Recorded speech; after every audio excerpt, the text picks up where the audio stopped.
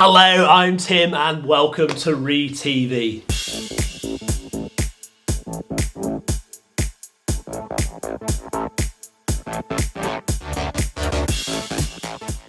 You would have seen recently that they're beginning to relax some of the lockdown restrictions, but that 2-meter safe distance between you and another person is still in effect. So I thought today I would be really helpful. I'm going to give you some highly practical, very sensible lockdown social distancing hacks. So, I've got some things out ready, but what I've got to do first is mark out my personal 2x2 meter bubble. So I'm going to get some tape and a tape measure and see if I can make sense of how big this personal 2 meter bubble needs to be.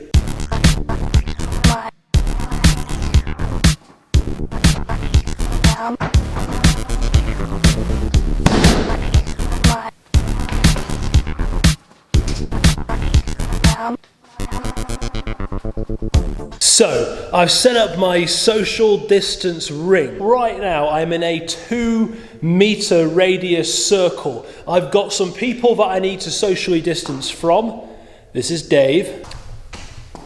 This is Lucy.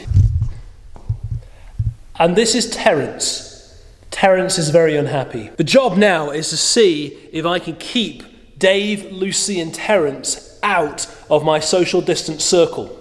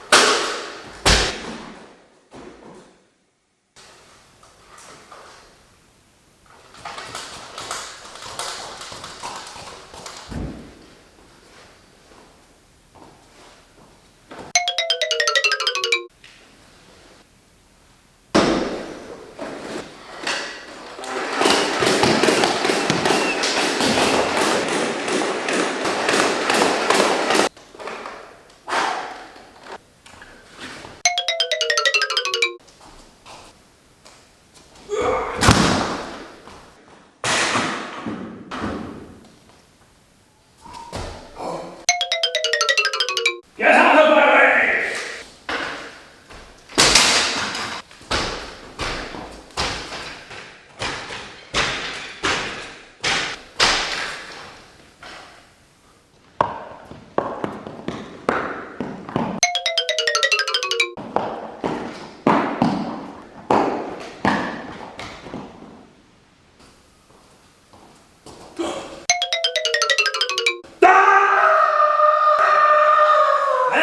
I saw another beast coming out of the earth. It had 2 horns like a lamb, but it spoke like a dragon. The beast I saw resembled a bear and had a mouth like a lion.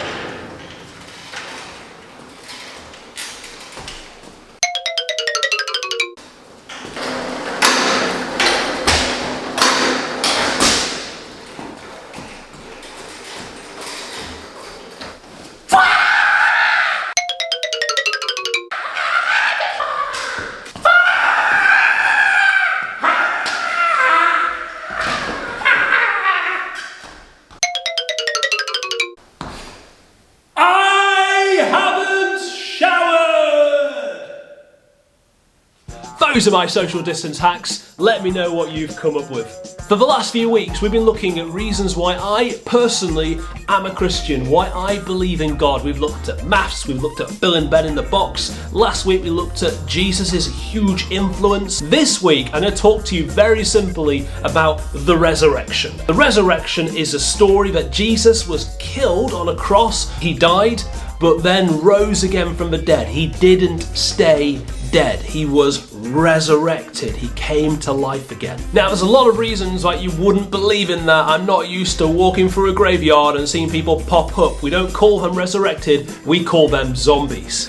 I'm going to give you a bunch of reasons why I think Jesus really did rise from the dead. If you want to be a good historian, it pays to listen to the historians who were writing at the time, and a whole bunch of historians, including a guy called Josephus, who is one of the most accurate, well-renowned Jewish historians that have ever lived, said this is Jesus and he really did die. So we know the first part of the story happened because frankly everyone talked about it, and we know that people at least claimed that Jesus rose from the dead. And so you've got to ask yourself, okay, what could have happened? So let's look at the alternative. Alternative number one is Jesus didn't actually die, he just faked it, or he just looked very dead and fell asleep and woke up later. The problem is he had a horrific few days. He was sick, he was sweating blood, he was beaten by 3 different groups, he was scourged, which I won't go into here, Google it, but most people don't survive the scourging torture.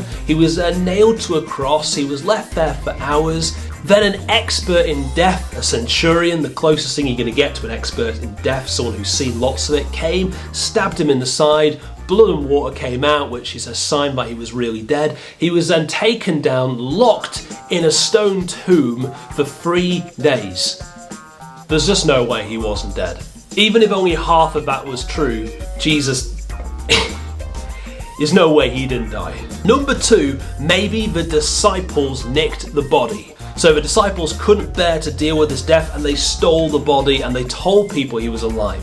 The problem with that is a lot of these disciples went on to become martyrs. What that means is they died for what they believed in. They were killed because they believed Jesus was alive. Unless you're crazy, you don't die for something you know is a lie. And it wasn't just one of them, loads of them were killed because of their belief that Jesus rose from the dead. You would have thought at least one of them would have said, okay, we made it all up, here's the body, please don't kill me. The third alternative is maybe the Jews nicked the body. The Jews were saying, look, all this uprising, all this issue with the Christians, let's nick the body so they can't possibly claim anything. The problem with this is in AD 70, the Romans ransacked Jerusalem and destroyed the temple. Now, a big reason for this was because of this huge Christian religion that had grown and had changed the shape of Judaism. If the Jews had nicked the body, they could have stopped that by saying, look, here it is, he's not really alive. So maybe the Romans nicked the body. If the Romans nicked the body, they too could have stopped that massive catastrophe in AD 70 by saying, here's the body. So I don't think the alternatives work. He obviously died, the disciples are Jews, the Romans didn't nick the body. The only other alternative then is he really did rise from the dead. If you ever watch Sherlock Holmes, you'll know that he tries to eliminate all the different options and be left with the most likely option, even if it seems fantastical. And for us, that's what we've just done.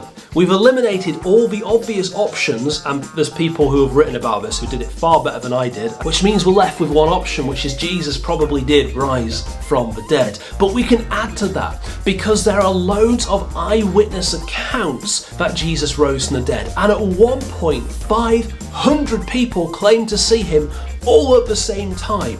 You would have thought just one of those 500 people, or one of the many eyewitnesses, would have said, I didn't really see him. But we have no historical accounts, no data whatsoever from anyone that said it didn't really happen. Now you might say, yeah, but you're using the Bible as a piece of evidence here, and that's like circular reasoning. You can't say the Bible proves itself, that's just naughty. But the Bible is a historical document made up of fragments that were collected from hundreds of different sources. And most of these fragments are dated really close to the event, and there's loads of them, there's thousands of them. Historians judge the accuracy of a historical event based off how much evidence can they find and how close to the event was it. Did you know there is a lot more evidence that Jesus Christ lived, died, and rose again from the dead than Julius Caesar even existed? It's just crazy. So for me, one of the reasons I believe in God is the story of the resurrection of Jesus. I don't think the alternatives work. I think historians and eyewitnesses back it up, and the historical documents pass all of our historical tests. So I think it's very likely that Jesus rose from the dead, and if he did, then there's a God. That's my thought today. Obviously, don't just take my word. Look into it, get on Google, talk to some people, read some books, and find out for yourself. Hopefully you've enjoyed this, and we'll see you next time.